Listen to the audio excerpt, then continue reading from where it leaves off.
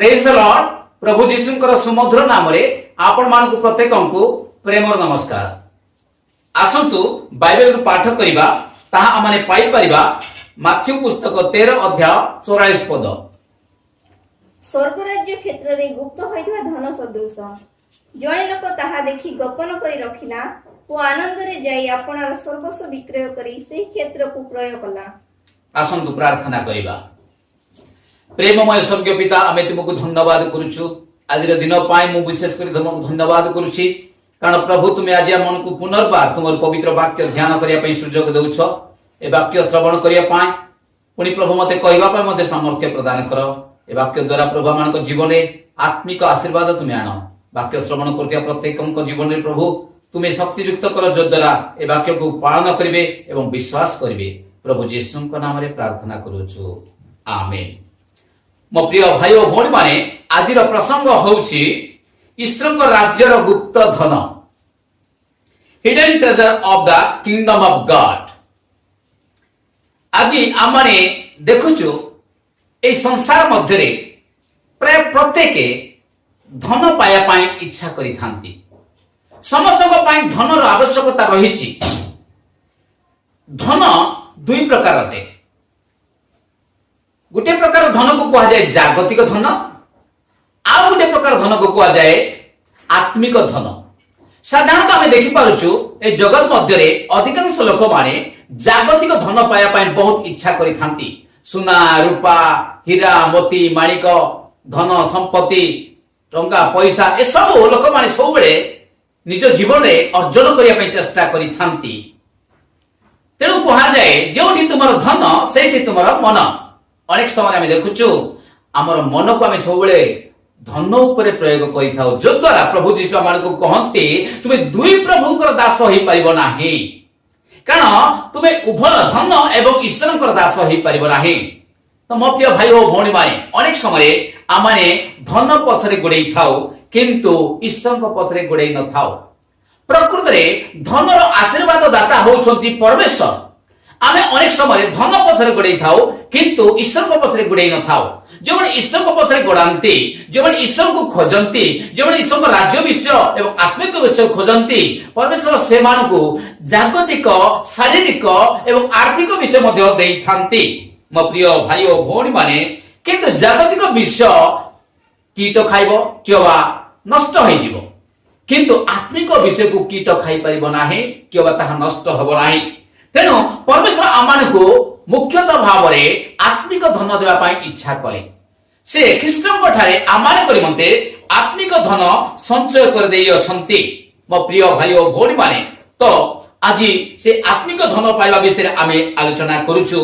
तो प्रभु जीशु ईश्वर राज्य विषय रे गोटे उदाहरण देले से कहिले स्वर्ग राज्य क्षेत्र रे गुप्त होइतबा धन सदृश जणे लोक ताहा देखि गोपन कर रखिला वो आनंद रे जाई आपणार सर्वस्व विक्रय करी से क्षेत्र को किणिला।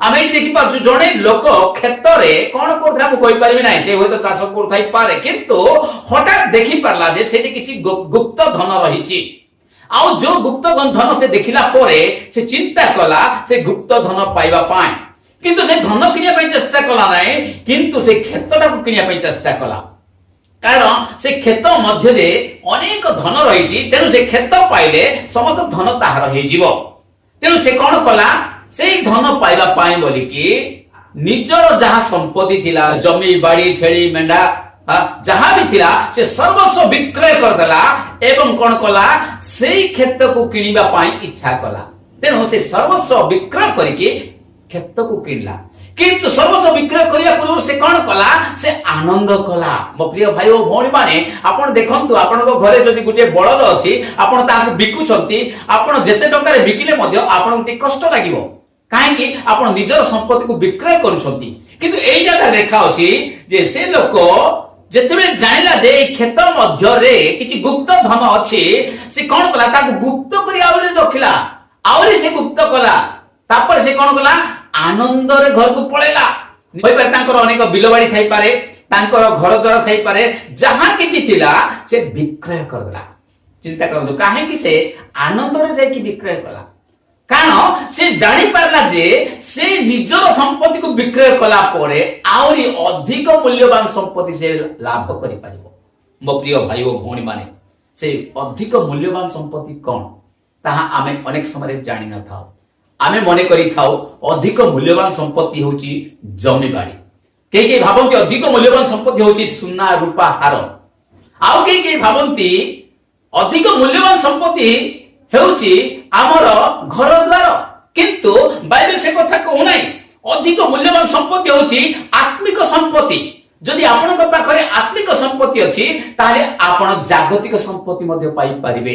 तेनु मो प्रिय भाई और भौणी माने ए जगह में देखि पारुछु सबठारु मूल्यवान संपत्ति हेउछंती यीशु ख्रीष्ट। हालेलुया। प्रभु यीशु होचंती आमानकर मूल्यवान संपत्ति। कारण बाइबल लिखा जायछि जे से होचंती आमानकर गुटिए गिफ्ट। कारण परमेश्वर आमानकु जने पुत्रंकु दान करिसंती, जो पुत्रंको ऊपर कर्तृत्व भार थुआ जीव बोली कि जिसे पुस्तक 9 अध्याय 6 पदरु 7 पद पर्यंत पाठ करे आमे बुझी परिबा। मो प्रिय भाई और भौणी माने से प्रभु यीशु ख्रीष्ट आम समस्तक पाए गोटे दान अटंती। जे यीशु को पाए से अनंत जीवन पाए, जे यीशु को पाए से स्वर्ग सुख पाए, जे यीशु को पाए से समस्त आत्मिक आशीर्वाद पाए। आउ यीशु ख्रीष्ट मध्य मंडली पाए गोटे उपहार अटंती। यदि आमे देखिबा यीशु ख्रीष्ट कि प्रकार भाबरे मंडली पाए गोटे उपहार अटंती ताहा आमे पढि परिबा।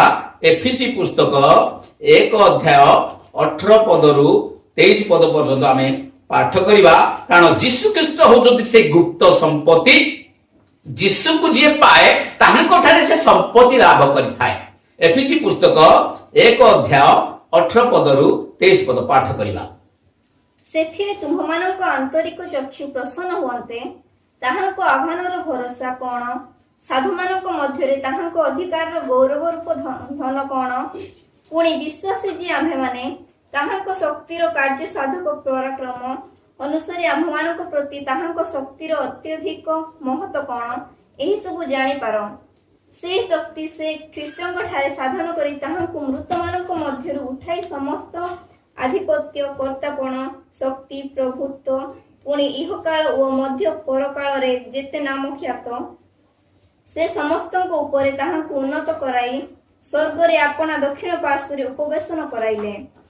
ଆଉ ସମସ୍ତ ବିଷୟ ତାହାଙ୍କ ପାଦ ତଳେ ବଶୀଭୂତ କରି ରଖି ତାହାଙ୍କୁ ସର୍ବ ବିଷୟର ମସ୍ତକ ସ୍ୱରୂପେ ମଣ୍ଡଳୀକୁ ଦାନ କଲେ। ସେହି ମଣ୍ଡଳୀ ତାହାଙ୍କ ଶରୀର ସ୍ୱରୂପ, अर्थात जे समस्त विषय को सर्वतो भावरे पूर्ण करंती ताहांकर पूर्णता। एटा में देखि पारुछु गौरव रूप धन। से गौरव रूप धन किए? से गौरव रूप धन को विषय रे अधिक जानबा को हेले आमानकु नितांत भावरे आत्मिकता भावरे वृद्धि पाइबा को हबो। जदि आत्मिक चक्षु आमानकर जते उन्मुक्त हबो आमाने सेते बेले गौरव रूप धन को आबे बुझी परिबा। से गौरव रूप धन होउछंती प्रभु यीशु ख्रीष्ट। प्रभु यीशु जेतेबेले क्रूस ऊपर मृत्युवरण कले सेतेबेले से आमानकर अभिशाप को क्रूस ऊपर टंगाई देले एवं तृतीय दिवस रे से पुनरुत्थित हेले से आमानकर पाई किछि नुआ शक्ति आनी देले। आ से शक्ति जोटा देखाउछि 20 पद रे सेही शक्ति से ख्रीष्टଙ୍କ ठारे साधन करी ताहांको मृतमानक मध्यरु उठाई समस्त आधिपत्य, कर्तापण, शक्ति, प्रभुत्व, पुणी इह काल और मध्य परकाल रे जेते नाम ख्यात से समस्तक ऊपर ताहांको उन्नत कराई स्वर्ग रे अपना दक्षिण पार्श्व रे उपवेशन कराइले। देखो प्रभु यीशु ख्रीष्ट पुनरुत्थित होला परे पिता परमेश्वर ताहांको बहुत उन्नत कले एवं ताहांको दक्षिण पार्श्व रे बसैले। समस्त शक्ति, आधिपत्य, क्षमता सब किछि ताहांको देले। तापरे सेही प्रभु यीशु ख्रीष्टଙ୍କୁ मंडळीକୁ दान स्वरूपे से दान देई देले। आमे जणे सृष्टिकर्ताଙ୍କୁ दान स्वरूपे पाइछु। आमे जणे धनवान व्यक्तिଙ୍କୁ दान स्वरूपे पाइछु।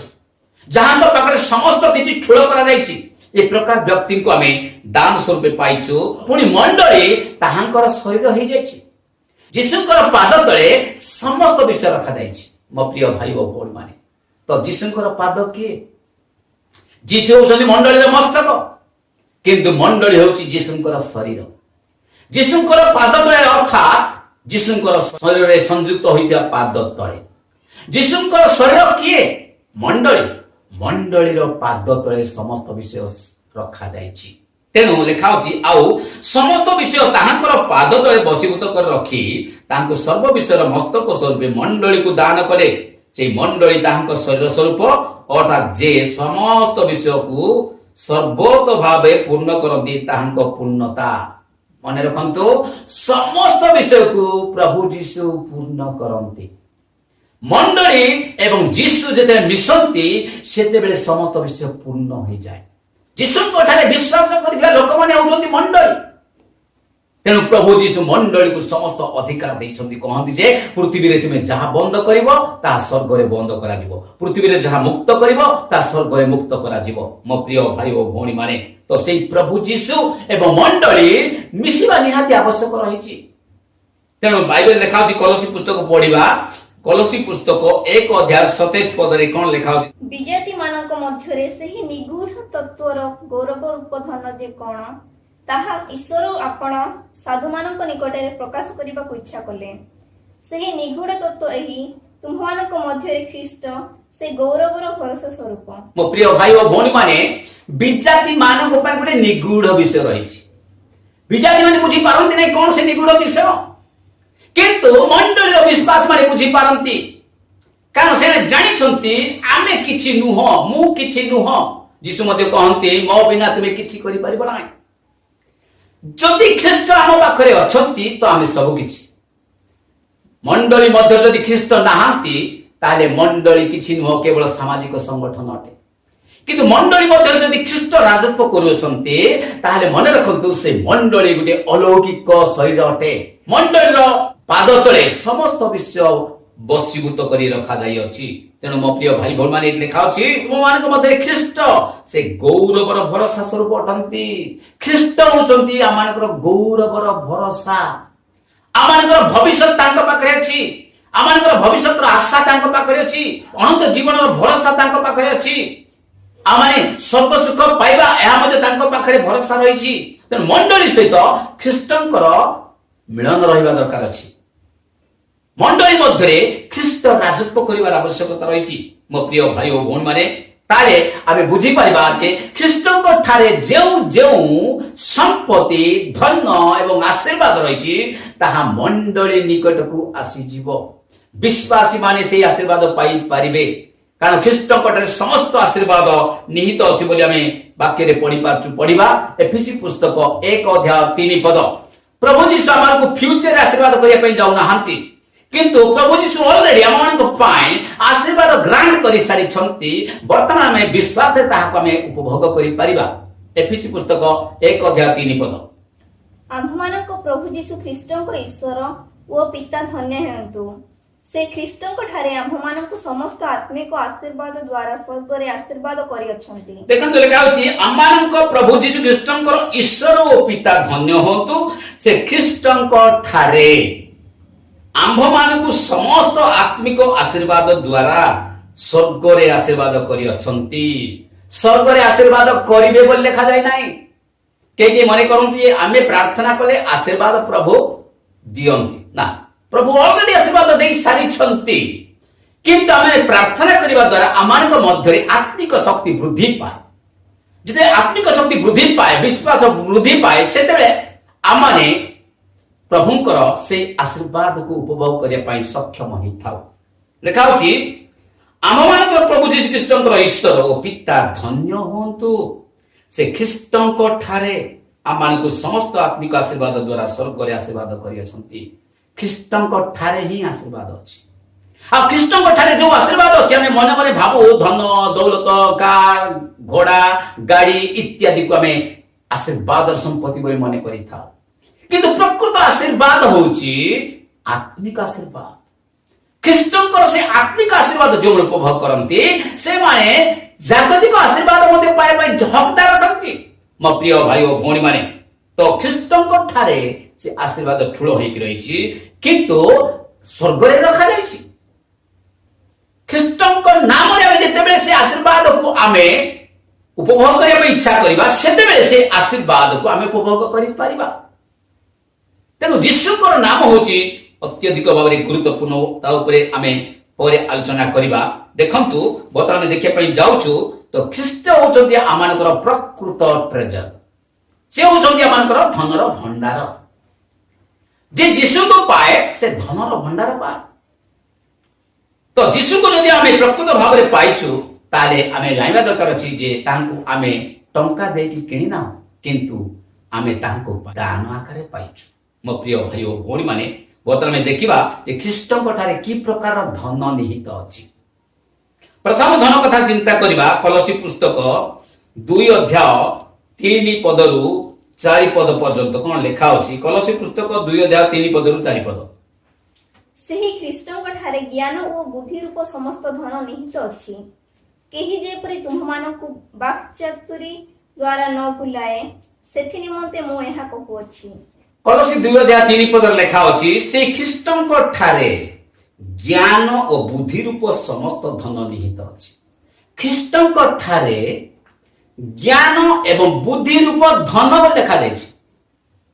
से कहि पार थांते सोना रूपा एवं हीरार धन बोली कहि पार थांते किंतु लेखा अछि जे ज्ञान एवं बुद्धि रूप धन। से दिन सलमान को परमेश्वर पचारले आमे तुम पई कोन करिबा कारण से प्रार्थना करथि। से प्रार्थना करि करि मागले प्रभु मते गुटे जिंस दियो मते बुद्धि एवं शासन करिवार सामर्थ्य मते तुमे दियो। तो परमेश्वर कोन कले तांगु कहले तुमे धन मागिनाओ कि मान सम्मान मागिनाओ तेनु आमे बुद्धि तुमको देबा पुनी ता संगे संगे आमे तुमको धन एवं मान सम्मान मते तुमको देबा। मो प्रिय भाई भौण माने धन पाई मागिबा दरकार पड़े नाही मान सम्मान पाई मागिबा दरकार पड़े नाही। जदि बुद्धि मागिबा तो बुद्धि थिले धन उपार्जन आमे करि परिबा। बुद्धि थिले पद मर्यादा आपे आपे बढ़ी जीवो। तेनु आज बुद्धि दरकार तो सेई बुद्धि रूप धन सेई ज्ञान रूप धन यीशुଙ୍କ पाखरे अछि। जदि आमे यीशुଙ୍କ पाखरे ज्ञान एवं बुद्धि मागिबा तो ता आमानक पाई यथेष्ट। ज्ञानर अर्थ कोन? ज्ञानर अर्थ गुप्त थिबा विषयर सचेतनता को ज्ञान कहा जाए। बुद्धि अर्थ जो ज्ञान हमें पाइलु ताकू हमें प्रयोग करने को कहा जाए बुद्धि। तेणु परमेश्वर आमको ज्ञान एवं बुद्धि देवा इच्छा करती तो ताहा केउठारे अछि? ताहा यीशु को पाखरे अछि। जे यीशु को पाए से ज्ञान पाए एवं से मध्य बुद्धि पाए। रोमी 11 अध्याय 33 पद मध्ये कोन लिखा अछि देखंतु। रोमी 11 अध्याय 33 पद रु 34 पद।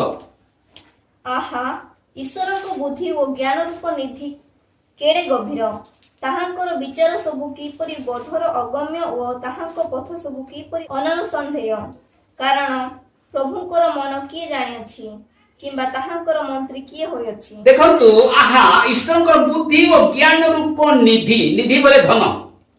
ईश्वरकर बुद्धि और ज्ञान रूप धन केड़े गभीर ताहांकर विचार सबु किपरि बोधर अगम्य ताहांकर पथ सबु किपरि अननुसंदेह कारण प्रभुंकर मन किए जानि अछि किंबा ताहांकर मंत्री किए होय अछि। तो ईश्वरकर बुद्धि सामना रे कहार बुद्धि को तुलना करा रे परिबो नाही। ईश्वर को ज्ञान सामना रे केही मध्य निजर ज्ञान देखै परिबो नाही कारण ताहांक पाखरे एक स्वतंत्र बुद्धि एवं ज्ञान रहिछि। तो आमे आज बुझी पारलु जे यीशुंकर पाखरे ज्ञान एवं बुद्धि रूप धन रहिछि। जे यीशु को पांती से ज्ञान पांती एवं से बुद्धि मध्य पांती। द्वितीय विषय में देखिबा एफएसी पुस्तक 1 अध्याय 7 पद रु 8 पद पर्यंत पाठ करिबा। ताहांको अनुग्रह रूप निधि अनुसारे आम्हे माने सेही प्रियतमंग ठारे ताहांको रक्त द्वारा मुक्ति अर्थात अपराध सबुरु क्षमा प्राप्त होयछु। सेही अनुग्रह से समस्त प्रकार ज्ञान और बुद्धि देई आम्हमानक प्रति प्रचुर करियछंती। देखो ये लिखा अछि ताहांको अनुग्रह रूप निधि निधि कहले धन। तो अनुग्रह रूप धन अनुसारे आम माने से प्रियतमंको ठारे तांको रक्त द्वारा मुक्ति अर्थात पाप क्षमा प्राप्त होयछु। देखंतु अनुग्रह रूप धन ते अनुग्रह यीशु ख्रीष्टଙ୍କ ठारू मिली थाए। कारण मोसा आसिले व्यवस्था नहीं कि किंतु यीशु ख्रीष्ट आसिले अनुग्रह एवं सत्य नहीं। जदि यीशु को आमे ग्रहण करूछु तो आमे अनुग्रह पाउछु। अनुग्रह काहाकु कहा जाए? ताको कहा जाए ग्रेस। आमे चेष्टा करी आमे केबे मध्य मुक्ति पाई पारि नथिलु किंतु प्रभु यीशु ख्रीष्ट अनुग्रह नै के आसीबा द्वारा से आमानकर क्रियाकर्म अनुसार आमानकु मुक्त कले नाही किंतु तांकर दया अनुसार से आमानकु मुक्त करिसंती आमे ऑलरेडी पाप क्षमा पाइछु तो पाप क्षमा पाइबा गोटे बहुत बड़ विषय अटे काहे जहाँ अनुग्रह आसी थाए ईश्वर अनुग्रह हेतु आमे दुईटी विषय पाइछु एक नंबर होची आमाने पाप क्षमा पाइछु दुई नंबर होची आमाने पापर मुक्ति पाइछु तो पापर मुक्ति पाइबा एवं पाप क्षमा पाइबा एटा मनुष्य पक्षरे एटा साध्य नुह एहा केवल परमेश्वर कार्य अटे आ प्रभु यीशु ख्रीष्ट आमानकु आज पाप क्षमा करिसंती प्रभु यीशु ख्रीष्ट आज आमानकु मुक्ति देइसंती कारण से यीशु ख्रीष्टଙ୍କ ठारे थिबा अनुग्रह अनुसार से आमानकु ताहा देइसंती तो अनुग्रह होची सबुठार मूल्यवान विषय जने धन संपत्ति टंका पैसा सब रखिथिबो किंतु नरक को चली जाउथो तेबे से केते दुर्भाग्य मनुष्य अटे किंतु जदि आमे धन दौलत न पाइले मध्ये जदि आमे प्रभु यीशु ख्रीष्टଙ୍କୁ वास्तव में ग्रहण करिछु ताहारे आमानक जीवन पई ताहा गुटे सौभाग्यर विषय अटे मो प्रिय भाई और भौणी माने आमे देखि पारलु यीशु ख्रीष्टଙ୍କ पाखरे अनुग्रह रूप धन रही अछि तृतीय विषय आमे देखिबा यीशु ख्रीष्टଙ୍କର नाम होची आमानक पई गुटे धन सदृश पढ़ी परिबा प्रेरित पुस्तक 3 अध्याय 6 7 एवं 16 पद किंतु पितर कहिले रूपा की सुना मोहर नाही मात्र मोहर जहा अछि ताहा मु तुमको देउछि नाजरीते यीशु ख्रीष्टଙ୍କ नामरे चालो पुणी से तार डाहाण हाथ धरी ताकू उठाइले सेथिरे तत्क्षणात तार पाद ओ गोडर गंठी सब बळ पाइला पुणी ताहांको नामरे विश्वास करिबारु एही जेउ लोकକୁ आपण माने देखुछंती ओ जानि अछंती एहाको ताहांको नाम बलवान करिअछि हां ताहांको द्वारा दत्त विश्वास आपण समस्तको साक्षातरे एहाको संपूर्ण स्वास्थ्य दान करिअछि देखंतु गुटे मंदिर थिला आ तार फाटक पाखरे जणे लोक जे की भिक मागुथिला से कुब्जा से चाली पारु नथिला किंतु जे पितर जहन मंदिर को जाउथिले सेते बेले से माने से लोक को देखिले आ से भिक्षा पाइबा आशा रे से मान काड को दृष्टिपात करिछि किंतु पितर कोन करे मो ठारे सुना नाही कि रूपा नाही किंतु यीशु ख्रीष्टଙ୍କ नाम रे उठ एवं चालो आ से लोक उठिला एवं चलिला मो प्रिय भाई ओ भौणी माने सुना एवं रूपा ठार मध्य मूल्यवान होछि यीशु ख्रीष्टଙ୍କ नाम पितर सेदिन उच्चारण कले यीशु ख्रीष्टଙ୍କ नाम रे उठ एवं चालो तार अर्थ मोठे सुना नाही कि रूपा नाही मात्र मोठे जो संपत्ति अछि से संपत्ति म एबे तुमको देउछि यीशु ख्रीष्टଙ୍କ नाम रे उठ एवं चालो से लोकटा उठिला एवं चलिला से यीशु ख्रीष्टଙ୍କ नाम रे आपण जदि विश्वास करिवे ताले आपणकर जेते बड़ रोग थाउ ना काहे कि ता सुस्थ होई परिबो आपणकर जेते बड़ समस्या थाउ ना काहे कि यीशु ख्रीष्टଙ୍କ नाम रे जदि आपण विश्वास करिवे ता समाधान होई परिबो देखंतु प्रेरित माने से यीशु ख्रीष्टଙ୍କ नाम घोषणा करुथिले आ से नाम घोषणा करबा समय अनेक लोक सेमान ताड़ना करुथिले किंतु सेमाने यीशु ख्रीष्टଙ୍କ नाम हेतु ताड़ना प्राप्त होथिबारु सेमाने आनंद करुथिले बोली कि आमे प्रेरित पुस्तक 6 अध्याय 41 पद रे आमे देखि परिबा ठीक से प्रकार भाबरे मोसांकर कथा जदि आमे देखिबा देखंतु कोन लेखा होछि एवरी पुस्तक 11 अध्याय 26 पद रे कोन लेखा होछि पुणी मिश्रर समस्त धन अपेक्षा ख्रीष्टଙ୍କ निंदार सहभागी हेबा श्रेष्ठतर धन बोली मने कले कारण से पुरस्कार दानर समय प्रति दृष्टिपात कले देखंतु मोसा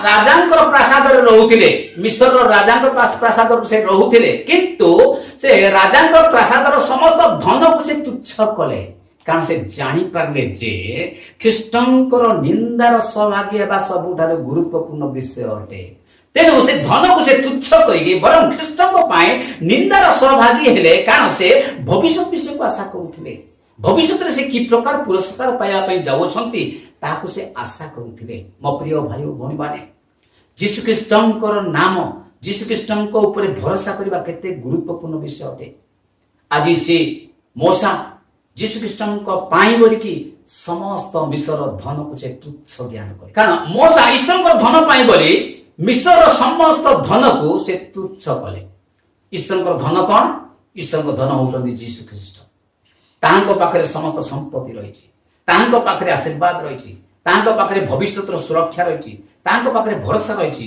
ତେଣୁ ସେ କଣ କଲେ?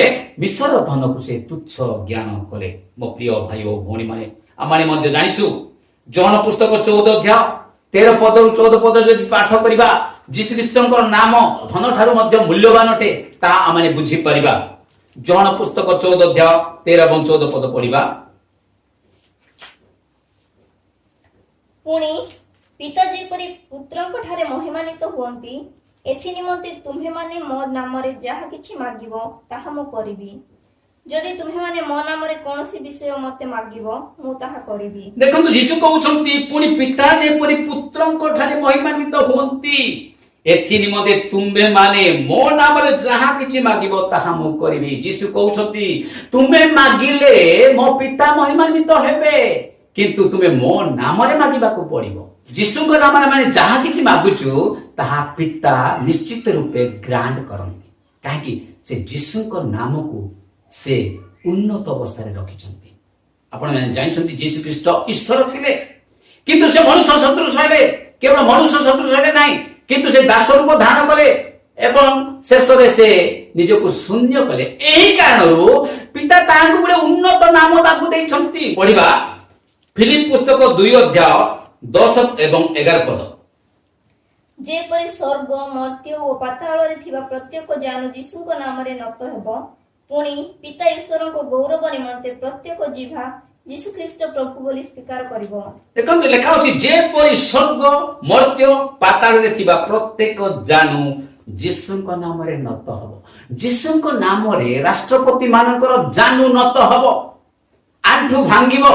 ଯୀଶୁଙ୍କ ନାମରେ ପ୍ରଧାନମନ୍ତ୍ରୀ ମାନଙ୍କର ଆଣ୍ଠୁ ଭାଙ୍ଗିବ। ଯୀଶୁଙ୍କ ନାମରେ ସ୍ୱର୍ଗ, ମର୍ତ୍ତ୍ୟ, ପାତାଳର ପ୍ରତ୍ୟେକ ଜାନୁ ନତ ହେବ ବୋଲି ଲେଖା ଅଛି। ତାର ଅର୍ଥ ତାହାଙ୍କୁ କି ପ୍ରକାର କର୍ତ୍ତୃତ୍ୱର ଅଧିକାର ଦିଆଯାଇଛି ତାହା ଆପଣମାନେ ଜାଣିପାରୁଥିବେ। ଲେଖା ଅଛି 11 ପଦରେ, ପୁଣି ପିତା ଈଶ୍ୱରଙ୍କ ଗୌରବ ନିମନ୍ତେ ପ୍ରତ୍ୟେକ ଜିହ୍ବା ଯୀଶୁ ଖ୍ରୀଷ୍ଟ ପ୍ରଭୁ ବୋଲି ସ୍ୱୀକାର କରିବ। ପ୍ରତ୍ୟେକ ଜିହ୍ବା ଯୀଶୁ ଖ୍ରୀଷ୍ଟ ପ୍ରଭୁ ବୋଲି ସ୍ୱୀକାର କରିବ। ତାର ଅର୍ଥ ଯୀଶୁ ସବୁର ମାଲିକ ଅଟନ୍ତି। ଯୀଶୁଙ୍କ ନାମରେ ଆମେ ଯାହା କିଛି ମାଗିବା ତାହା ଆମମାନଙ୍କୁ ମିଳିବ। ତ ଆପଣଙ୍କ ପାଖରେ ଯଦି 10 ଲକ୍ଷ ଟଙ୍କା ଥିବ, ତାହାଠାରୁ ମଧ୍ୟ ମୂଲ୍ୟବାନ ହେଉଛି ଯୀଶୁଙ୍କର ନାମ। କାରଣ ଯୀଶୁଙ୍କର ନାମରେ ଆପଣ ଯାହା କିଛି ମାଗିବେ, କେବଳ 10 ଲକ୍ଷ ଟଙ୍କା ଭିତରେ ଆପଣ ସୀମିତ ହେଇକି ରହିପାରିବେ ନାହିଁ। ଯାହା କିଛି ମାଗିବେ ସେ ଆପଣଙ୍କୁ ତାହା ଦେବେ। ତ ତାହା କଣ ଧନ ସମ୍ପତ୍ତି ଠାରୁ ମୂଲ୍ୟବାନ ନାମ ନାହିଁ କି? ତେଣୁ ଯୀଶୁ ଖ୍ରୀଷ୍ଟଙ୍କର ନାମ ହେଉଛି ଅତ୍ୟଧିକ ମାତ୍ରାରେ ମୂଲ୍ୟବାନ ନାମ ଅଟେ, ମୋ ପ୍ରିୟ ଭାଇ ଓ ଭଉଣୀ ମାନେ। କାରଣ ଯୀଶୁ ଖ୍ରୀଷ୍ଟଙ୍କ ନାମରେ ଅନ୍ଧ ଦେଖିପାରେ, ଯୀଶୁଙ୍କ ନାମରେ ଭୂତ ଛାଡି ଚାଲି ଯାଇପାରେ, ଯୀଶୁଙ୍କ ନାମରେ ମୃତ ଜାଗି ଉଠିପାରେ, ଯୀଶୁଙ୍କ ନାମରେ ବଧିର ଶୁଣିପାରେ, ଯୀଶୁଙ୍କ ନାମରେ ଖଞ୍ଜ ଉଠିପାରେ, ଯୀଶୁଙ୍କ ନାମରେ ଲେଙ୍ଗଡ଼ା ଚାଲିପାରେ, ଯୀଶୁଙ୍କ ନାମରେ ଆଶ୍ଚର୍ଯ୍ୟ ଆଶ୍ଚର୍ଯ୍ୟ ଘଟଣା ଗୁଡ଼ିକ ଘଟିପାରେ। ତେଣୁ ସେଇ ନାମ ହେଉଛି ସମସ୍ତ ଜାଗତିକ ଆର୍ଥିକ ଧନ ଠାରୁ ମଧ୍ୟ ମୂଲ୍ୟବାନ ଅଟେ, ମୋ ପ୍ରିୟ ଭାଇ ଓ ଭଉଣୀ ମାନେ। ତ ଆଜି ଆମେ ଦେଖିପାରିଲୁ ଯେ ପ୍ରଭୁ ଯୀଶୁ ଖ୍ରୀଷ୍ଟଙ୍କର ନାମ କେତେ ମହାନ ଅଟେ। ତେଣୁ ସେ ହେଉଛନ୍ତି ଆମମାନଙ୍କର ପ୍ରକୃତ ଧନ ଅଟନ୍ତି। ତ ଆଜି ଆମେ ଯେତେ ଦେଖୁଛୁ ଯୀଶୁ ଖ୍ରୀଷ୍ଟ ଯଦି ଆମମାନଙ୍କର ପ୍ରକୃତ ଧନ ଅଟନ୍ତି, ଯୋଉ ପଦ ଆମେ ପଢିଲୁ ମାଥ୍ୟୁ, ପୁନର୍ବାର ଯିବା ମାଥ୍ୟୁ 13 ଅଧ୍ୟାୟ, ଆମେ ପୁନର୍ବାର ମାଥ୍ୟୁ 13 ଅଧ୍ୟାୟ 44 ପଦ ପାଠ କରିବା। ସ୍ୱର୍ଗ ରାଜ୍ୟ କ୍ଷେତ୍ରରେ ଗୁପ୍ତ ହୋଇଥିବା ଧନ ସଦୃଶ, ଜଣେ ଲୋକ ତାହା ଦେଖି ଗୋପନ କରି ରଖିଲା ଓ ଆନନ୍ଦରେ ଯାଇ ଆପଣାର ସର୍ବସ୍ୱ ବିକ୍ରୟ କରି ସେହି କ୍ଷେତ୍ରକୁ କ୍ରୟ କଲା। ଦେଖନ୍ତୁ, ସ୍ୱର୍ଗ ରାଜ୍ୟ ବା ଈଶ୍ୱରଙ୍କ ରାଜ୍ୟ କ୍ଷେତ୍ରରେ ଗୁପ୍ତ ହୋଇଥିବା ଧନ ସଦୃଶ। ଯୀଶୁ ଖ୍ରୀଷ୍ଟ ଈଶ୍ୱରଙ୍କ ରାଜ୍ୟର ରାଜା ଅଟନ୍ତି। ସେ ହେଉଛନ୍ତି ଧନ ଠାରୁ ମଧ୍ୟ ଅଧିକ ମୂଲ୍ୟବାନ। ଆଉ ସେ ଯାହା ଗ୍ରାଣ୍ଟ କରନ୍ତି ତାହା ଗ୍ରାଣ୍ଟ ହୋଇଯାଏ। ତେଣୁ ଯୀଶୁଙ୍କ ନାମରେ ଆମେ ଯାହା କିଛି ମାଗିବା ତାହା ଆମକୁ ମିଳିଥାଏ। ଦେଖା ଯାଉଛି ସ୍ୱର୍ଗ ରାଜ୍ୟ କ୍ଷେତ୍ରରେ ଗୁପ୍ତ ହୋଇଥିବା ଧନ ସଦୃଶ, ଜଣେ ଲୋକ ତାହା ଦେଖି ଗୋପନ କରି ରଖିଲା ଓ ଆନନ୍ଦରେ ଯାଇ ଆପଣାର ସର୍ବସ୍ୱ ବିକ୍ରୟ କରି ସେହି କ୍ଷେତ୍ରକୁ କିଣିଲା। ମୋ ପ୍ରିୟ ଭାଇ ଓ ଭଉଣୀ ମାନେ, ଯୀଶୁ ଖ୍ରୀଷ୍ଟ ହେଉଛନ୍ତି ଆମମାନଙ୍କର ପ୍ରକୃତ ପ୍ରଭୁ ଅଟନ୍ତି। ଯୀଶୁ ଖ୍ରୀଷ୍ଟଙ୍କ ଠାରେ ପାପ କ୍ଷମା ରହିଛି, ଯୀଶୁ ଖ୍ରୀଷ୍ଟଙ୍କ ଠାରେ ମୁକ୍ତି ରହିଛି, ଯୀଶୁ ଖ୍ରୀଷ୍ଟଙ୍କ ଠାରେ ଅନୁଗ୍ରହ ରହିଛି, ଯୀଶୁଙ୍କର ନାମରେ ଶକ୍ତି ରହିଛି। ଆମେ ଦେଖିପାରିଲୁ ଯେ ଯୀଶୁ ସବୁଠାରୁ ଗୁରୁତ୍ୱପୂର୍ଣ୍ଣ ବ୍ୟକ୍ତି ଅଟନ୍ତି। ଆଉ ଯେ ଯୀଶୁଙ୍କୁ ପାଇଛି ସେ ସବୁ କିଛି ପାଇଛି, କାରଣ ଯୀଶୁଙ୍କର ପାଦ ତଳେ ସମସ୍ତ ବିଷୟ ରଖାଯାଇଛି। ଯିଏକି ପୃଥିବୀର, ପାତାଳର ଏବଂ ସ୍ୱର୍ଗର ଅଧିକାରୀ, ତାହାଙ୍କୁ ଆଜି ଆପଣଙ୍କ ପାଇଁ ବୋଲି ଗିଫ୍ଟ ଆକାର ଦିଆହେଇଛି। ଯଦି ଆପଣ ତାହାଙ୍କୁ ପାଇଛନ୍ତି ତ ଆପଣ ସବୁ କିଛି ପାଇଛନ୍ତି। ତ ତାହାଙ୍କୁ ପାଇବା ପାଇଁ ହେଲେ କଣ କରିବାକୁ ପଡିବ? ଏଠି ଲେଖା ଅଛି ଯେ ସେ ସର୍ବସ୍ୱ ବିକ୍ରୟ କରି ସେଇ କ୍ଷେତ୍ରକୁ କିଣିବ। ସର୍ବସ୍ୱ ବିକ୍ରୟ କରିକି କିଣିବାକୁ ପଡିବ। ତାହେଲେ କଣ ଆମେ ଯୀଶୁଙ୍କୁ କିଣିବା କି? ହଁ, ନିଶ୍ଚୟ ଆମେ କିଣିବା। କେମିତି କିଣିବା? ଟଙ୍କା ଦେବା କି? ନାଇଁ। ଧନ ଦେବା କି? ନାଇଁ। ଏ ଧନ ଦୌଲତ ଟଙ୍କା ଜମି ବାଡି ଘର ଦ୍ୱାରା ଆମେ ଯୀଶୁଙ୍କୁ କିଣି ପାରିବା ନାହିଁ। ତ ଯୀଶୁଙ୍କୁ ଆମେ କେମିତି କିଣିବା? ବିନା ମୂଲ୍ୟରେ କିଣିବା। ଯିଶାୟା ପୁସ୍ତକ 55 ଅଧ୍ୟାୟ 1 ପଦରେ କଣ ଲେଖା ଅଛି ଦେଖନ୍ତୁ। ହେ ତୃଷିତ ଲୋକ ସକଳ, ତୁମ୍ଭେମାନେ ଜଳ ନିକଟକୁ ଆସ, ପୁଣି ଯାହାର କିଛି ଅର୍ଥ ନାହିଁ ସେ ଆସୁ। ତୁମ୍ଭେମାନେ ଆସ, କିଣ ଓ ଭୋଜନ କର। ହଁ, ଆସ, ଅର୍ଥ ଓ ମୂଲ୍ୟ ବିନା ଦ୍ରାକ୍ଷାରସ ଓ ଦୁଗ୍ଧ କିଣ। ଦେଖନ୍ତୁ ଲେଖା ଅଛି, ହେ ତୃଷିତ ଲୋକ ସକଳ, ତୁମେମାନେ ଜଳ ନିକଟକୁ ଆସ, ପୁଣି ଯାହାର କିଛି ଅର୍ଥ ନାହିଁ ସେ ଆସୁ। ଟଙ୍କା ନଥିଲେ ମଧ୍ୟ ଆସ ବୋଲି କୁହାଯାଉଛି। ତୁମେମାନେ ଆସ, କିଣ ଓ ଭୋଜନ କର। ହଁ, ଆସ, ଅର୍ଥ ଓ ମୂଲ୍ୟ ବିନା ଦ୍ରାକ୍ଷାରସ ଓ ଦୁଗ୍ଧ କିଣ। ଏଇଟା ଆପଣ ଦେଖିପାରୁଛନ୍ତି। ଏଠି ଲେଖା ହେଇଛି ଆସ ଏବଂ କିଣ, କିନ୍ତୁ ବିନା ମୂଲ୍ୟରେ କିଣ। କେମିତି ଆମେ ବିନା ମୂଲ୍ୟରେ କିଣିପାରିବା? ଆମେ ଯୀଶୁକୁ ବିନା ମୂଲ୍ୟରେ କେମିତି କିଣିପାରିବା? ଟଙ୍କା ନଥିଲେ ମଧ୍ୟ କିଣ ବୋଲି କୁହାଯାଉଛି। ଯୀଶୁଙ୍କୁ କିଣିବାର ଗୋଟିଏ ମାତ୍ର ମେଥଡ ହଉଛି ନିଜକୁ ଏକ୍ସଚେଞ୍ଜ କରିବା। ଯୀଶୁଙ୍କ ବଦଳରେ ନିଜକୁ ତାଙ୍କୁ ଦେଇଦେବା। ତାକୁ କୁହାଯାଏ ସମର୍ପିତ ଜୀବନ। ଆମେ ଯଦି ନିଜକୁ ଜୀବନ୍ତ ମଣିଷ ରୂପେ ତାଙ୍କଠାରେ ଉତ୍ସର୍ଗ କରିଦେବା, ତାହେଲେ ଆମେ ଯୀଶୁଙ୍କୁ ପାଇପାରିବା, ଅନନ୍ତ ଜୀବନ ପାଇପାରିବା, ଯୀଶୁଙ୍କର ପ୍ରକୃତ ଆଶୀର୍ବାଦକୁ ପାଇପାରିବା। ମୋ ପ୍ରିୟ ଭାଇ ଓ ଭଉଣୀ ମାନେ, ତେଣୁ ଆଜି ଯୀଶୁଙ୍କର ସେଇ ସମ୍ପତ୍ତି ପାଇବାକୁ ହେଲେ ଆମେ ତାଙ୍କର ରାଜ୍ୟକୁ ଅନ୍ୱେଷଣ କରିବାର ଆବଶ୍ୟକତା ରହିଛି। ତାଙ୍କର ଧାର୍ମିକତାକୁ ଅନ୍ୱେଷଣ କରିବାର ଆବଶ୍ୟକତା ରହିଛି। ଯାହା ମାଥ୍ୟୁ 6 ଅଧ୍ୟାୟ 33 ପଦରେ କୁହାଯାଏ ଯେ ପ୍ରଥମେ ତାହାଙ୍କର ଧାର୍ମିକତା ଓ ରାଜ୍ୟ ଅନ୍ୱେଷଣ କର, ଏହି ସମସ୍ତ ବିଷୟ ତୁମକୁ ଯୋଗାଇ ଦିଆଯିବ। ମୋ ପ୍ରିୟ ଭାଇ ଭଉଣୀ ମାନେ, ଏ ଜାଗତିକ ବିଷୟକୁ ଅନ୍ୱେଷଣ କରିଲେ ଆମେ ଈଶ୍ୱରଙ୍କର ଆଶୀର୍ବାଦ ପାଇପାରିବା ନାହିଁ। କିନ୍ତୁ ଆମେ ନିଜକୁ ଯୀଶୁଙ୍କୁ ଦେଇକି ଯଦି ନିଜକୁ ଯୀଶୁଙ୍କ ଠାରେ ଉତ୍ସର୍ଗ କରିକି ଯଦି ଆମେ ତାହାଙ୍କର ଧାର୍ମିକତାକୁ ଅନ୍ୱେଷଣ କରିବା, ତାହାଙ୍କୁ ଖୋଜିବାକୁ ଆରମ୍ଭ କରିବା, ତାହେଲେ ଆମେ ତାଙ୍କୁ ପାଇପାରିବା। ତ ଆଜି ଆମେ ଦେଖିପାରୁଛୁ, ଗୋଟେ ପଦ ଆମେ ଦେଖିବା, ତାପରେ ଆମେ ଶେଷ କରିବା ପାଇଁ ଯିବା। ହିତୋପଦେଶ 23 ଅଧ୍ୟାୟ 23 ପଦ ଦେଖନ୍ତୁ। ସତ୍ୟତା କିଣ, ପୁଣି ତାହା ବିକ ନାହିଁ। ଜ୍ଞାନ ଓ ଉପଦେଶ ଓ ସୁବିବେଚନା କିଣ। ମୋ ପ୍ରିୟ ଭାଇ ଓ ଭଉଣୀ ମାନେ, ଏଠି ଲେଖା ଅଛି ସତ୍ୟତା କିଣ। ସତ୍ୟତା କିଏ? ଯୀଶୁ ଖ୍ରୀଷ୍ଟ ହେଉଛନ୍ତି ସତ୍ୟ। ସେ କହନ୍ତି, ମୁଁ ପଥ ସତ୍ୟ ଓ ଜୀବନ, ମୋ ଦେଇ ନ ଗଲେ କେହି ମଧ୍ୟ ପିତାଙ୍କ ନିକଟକୁ ଯାଇପାରିବ ନାହିଁ। ତ ମୋ ପ୍ରିୟ ଭାଇ ଭଉଣୀ ମାନେ, ସେ କହୁଛନ୍ତି ସତ୍ୟତା କିଣ, ତାକୁ ବିକ ନାହିଁ। ସେଇ ସତ୍ୟତା ହଉଛନ୍ତି ଯୀଶୁ ଖ୍ରୀଷ୍ଟ। ସେଇ ସତ୍ୟତା ହଉଛି ତାଙ୍କର ବାକ୍ୟ। ଯଦି ଆମେ ଯୀଶୁଙ୍କୁ ହୃଦୟ ମଧ୍ୟକୁ ନେଉଛୁ, ନିଜକୁ ଯଦି ଯୀଶୁଙ୍କ ପାଖରେ ସମର୍ପଣ କରିଦଉଛୁ, ତାହେଲେ ଆମେ ଯୀଶୁଙ୍କୁ ଏବଂ ତାଙ୍କର ବାକ୍ୟକୁ କିଣୁଛୁ। ତ ଯେତେବେଳେ ପ୍ରଭୁ ଆମମାନଙ୍କ ମଧ୍ୟରେ କାର୍ଯ୍ୟ କରିବା ପାଇଁ ଆରମ୍ଭ କରନ୍ତି, ମୋ ପ୍ରିୟ ଭାଇ ଭଉଣୀ ମାନେ, ତ ଜଣେ ଧନୀ ଲୋକ ଯୀଶୁଙ୍କ ପାଖକୁ ଗଲା, ଗୁରୁ, ଅନନ୍ତ ଜୀବନ ପାଇବା ନିମନ୍ତେ ମୁଁ କୋଉ ସତ୍କର୍ମ କରିବି? ଯୀଶୁ କହିଲେ 10 ଆଜ୍ଞା ପାଳନ କର। ସେ କହିଲା, ମୁଁ ପିଲାବେଳୁ 10 ଆଜ୍ଞା ପାଳନ କରିଛି, ମୋର ଆଉ କଣ ଉଣା ଅଛି? ସେ କହିଲେ, ତୁମେ ଯଦି ସିଦ୍ଧ ହେବାକୁ ଇଚ୍ଛା କରୁଛ, ତାହେଲେ ତୁମେ ଗୋଟେ କାମ କର, ତୁମର ବହୁତ ସମ୍ପତ୍ତି ଅଛି, ସମ୍ପତ୍ତି ବିକ୍ରୟ କରିଦିଅ, ଦରିଦ୍ର ମାନଙ୍କୁ ଦାନ କର, ତାପରେ ମୋ ପଛରେ ଆସ, ତାହେଲେ ତୁମେ ସ୍ୱର୍ଗରେ ପ୍ରକୃତ ଧନ ପାଇବ। ମୋ ପ୍ରିୟ ଭାଇ ଓ ଭଉଣୀ ମାନେ, ସେଦିନ ସେ ମନ ଦୁଃଖ କରିକି ସେ ଚାଲିଗଲେ, କିନ୍ତୁ ନିଜର ଧନକୁ ସେ ବିକ୍ରୟ କଲେ ନାହିଁ। ଯଦି ଆମର ମନ ଧନ ଉପରେ ଲାଗି ରହିଥିବ ଆଉ ଯୀଶୁଙ୍କ ଉପରକୁ ଯଦି ଯାଉନଥିବ, ତେବେ ଆମେ କେବେ ମଧ୍ୟ ଯୀଶୁଙ୍କୁ କିଣି ପାରିବା ନାହିଁ। ଯୀଶୁଙ୍କୁ କିଣିବା ପାଇଁ ହେଲେ ନିଜର ମନକୁ ଆମେ ତାଙ୍କୁ ଦେଇଦେବା ଦରକାର, ନିଜର ହୃଦୟକୁ ଆମେ ଯୀଶୁଙ୍କୁ ଦେଇଦେବା ଦରକାର, ଆଉ ନିଜର ଜୀବନକୁ ଆମେ ଯୀଶୁଙ୍କ ଠାରେ ସମର୍ପଣ କରିବା ଦରକାର। ତାହେଲେ ଆମେ ଦେଖିପାରିବା ଯେ ପ୍ରକୃତ ପ୍ରଭୁ ଯୀଶୁ ଖ୍ରୀଷ୍ଟଙ୍କୁ ଆମେ କି ପ୍ରକାର ଭାବରେ କ୍ରୟ କରୁଛୁ। ଅର୍ଥାତ୍ ଯୀଶୁ ଖ୍ରୀଷ୍ଟଙ୍କୁ ଆମେ ଟଙ୍କାରେ କିଣୁନାହୁଁ, କିନ୍ତୁ ଯୀଶୁ ଖ୍ରୀଷ୍ଟଙ୍କୁ ନିଜ ଜୀବନକୁ ଆଣୁଛୁ, ନିଜ ଜୀବନ ଦେଇକି, ନିଜର ମନ ଦେଇକି, ନିଜର ହୃଦୟ ଦେଇକି। ଯଦି ଆମେ ଯୀଶୁଙ୍କର ପାଖରେ ପ୍ରକୃତ ଭାବରେ ନିଜକୁ ଉତ୍ସର୍ଗ କରିପାରୁଛୁ, ତାହେଲେ ଆମେ ଯୀଶୁଙ୍କୁ ପାଇପାରିବା। ସେଇଦିନ ସେ ଲୋକ କଣ କଲା? ନିଜର ଯେତେ ସମ୍ପତ୍ତି ଥିଲା ଆନନ୍ଦରେ ବିକ୍ରୟ କରିଦେଲା, ଦୁଃଖରେ ବିକ୍ରୟ କଲା ନାହିଁ। ଠିକ ସେଇ ପ୍ରକାର ଭାବରେ ଯୀଶୁଙ୍କ ପାଇଁ ନିଜର ଶରୀର, ନିଜର ମନ, ନିଜର ଜ୍ଞାନ, ନିଜର ବୁଦ୍ଧି, ନିଜର ସବୁ କିଛି ସମର୍ପଣ କରିବାକୁ ହେଲେ ଦୁଃଖରେ କରିବାକୁ ହେବ ନାହିଁ, ଆନନ୍ଦର ସହିତ କରିବାକୁ ପଡ଼ିବ। ତାହେଲେ ପ୍ରଭୁ ଯୀଶୁ ଆମମାନଙ୍କର ସମ୍ପତ୍ତି ହେବେ। ଯଦି ଯୀଶୁ ଆମମାନଙ୍କର ସମ୍ପତ୍ତି ହେଲେ ଜ୍ଞାନ ବୁଦ୍ଧି ଆମମାନଙ୍କୁ ମିଳିଗଲା। ଯଦି ଜ୍ଞାନ ବୁଦ୍ଧି ମିଳିଗଲା, ଧନ ସମ୍ପତ୍ତି ଟଙ୍କା ପଇସା ମଧ୍ୟ ମିଳିଗଲା। ଯଦି ଯୀଶୁଙ୍କର ଧାର୍ମିକତା, ଯୀଶୁଙ୍କର ସେଇ ରାଜ୍ୟକୁ ଯଦି ଅନ୍ୱେଷଣ କଲୁ ତ ଆମମାନଙ୍କୁ ଏ ଜାଗତିକ ସମ୍ପତ୍ତି ମଧ୍ୟ ମିଳିଗଲା। ଯୀଶୁଙ୍କୁ ଯଦି ପ୍ରକୃତ ସମ୍ପତ୍ତି ବୋଲି ମନେ କରୁଛୁ ତାହେଲେ ଆମେ ନିଜର ସମ୍ପତ୍ତି, ନିଜର ଜ୍ଞାନ, ନିଜର ବୁଦ୍ଧି, ନିଜର ବଳ ଏହାକୁ ଆମେ ବହୁତ ଗୁରୁତ୍ୱ ମନେ କରିବା ଉଚିତ ନୁହଁ। ନିଜର ସବୁ କିଛି ଯଦି ଆମେ ଯୀଶୁଙ୍କ ଠାରେ ସମର୍ପଣ କରିଦେବା ତାହେଲେ ଯୀଶୁଙ୍କର ସମ୍ପତ୍ତି ଆମେ ପାଇପାରିବା, ଯୀଶୁଙ୍କର ଜ୍ଞାନ ପାଇପାରିବା, ଯୀଶୁଙ୍କର ବୁଦ୍ଧି ପାଇପାରିବା, ଯୀଶୁଙ୍କର ଅନୁଗ୍ରହ ପାଇପାରିବା, ଯୀଶୁଙ୍କର ନାମରେ ଆମେ ଆଶ୍ଚର୍ଯ୍ୟକର୍ମ କରିପାରିବା, ଯୀଶୁଙ୍କ ନାମରେ ଆମେ ଯାହା କିଛି ପିତାଙ୍କ ପାଖରେ ମାଗିବା ତାହା ଆମମାନଙ୍କୁ ମିଳିଯିବ। କାରଣ ତାହାଠାରୁ ଆଉ ବହୁତ ବଡ଼ ସମ୍ପତ୍ତି କିଛି ନାହିଁ। ତେଣୁ ଆସନ୍ତୁ ଆଜିଠାରୁ ଆମମାନେ ତାହାଙ୍କର ଅନ୍ୱେଷଣ କରିବା ପାଇଁ ଆରମ୍ଭ କରିବା। ଆଜିଠାରୁ ଯୀଶୁଙ୍କର ଧାର୍ମିକତା ଏବଂ ତାହାଙ୍କର ରାଜ୍ୟକୁ ଅନ୍ୱେଷଣ କରିବା ପାଇଁ ଆରମ୍ଭ କରିବା। ଯଦି ଆମେ ଯୀଶୁଙ୍କ ପାଖରେ ସମ୍ପୂର୍ଣ୍ଣ ରୂପେ ସମର୍ପିତ ହେବା ତାହେଲେ ପ୍ରଭୁ ଆମମାନଙ୍କୁ ଆର୍ଥିକ, ଆତ୍ମିକ, ସାମାଜିକ ଏବଂ ପାରିବାରିକ ଏବଂ ଶାରୀରିକ ଆଶୀର୍ବାଦ ଗୁଡ଼ିକ ଦେବା ପାଇଁ ସେ ସର୍ବଦା ପ୍ରସ୍ତୁତ ଅଛନ୍ତି। କାରଣ ଲେଖା ଅଛି, ନିଶ୍ଚୟ ଦୟା ଓ ମଙ୍ଗଳ ମୋର ଜୀବନ ଯାଏ ମୋର ପଶ୍ଚାତଗାମୀ ହେବ। ମୋ ପ୍ରିୟ ଭାଇ ଓ ଭଉଣୀମାନେ, ଏ ଜଗତର ଧନ ଦୌଲତ ଜ୍ଞାନ ଏଇଟା ଆମମାନେ ପୂଜା କରିବାକୁ ହେବ ନାହିଁ। ସେଇଟା ଆମର ପ୍ରଭୁ ହେଇପାରିବ ନାହିଁ। ସେଇଟା ଆମମାନଙ୍କୁ ସାହାଯ୍ୟ କରିବ। ଜଗତର ଧନ ସମ୍ପତ୍ତି ଆମମାନଙ୍କର ସେବା କରିବ, କାରଣ ସେଇଟା ଲାଞ୍ଜ ହେଇକି ଆମ ପଛରେ ଆସିବ। କିନ୍ତୁ ମସ୍ତକ ହେଉଛନ୍ତି ଯୀଶୁ ଖ୍ରୀଷ୍ଟ।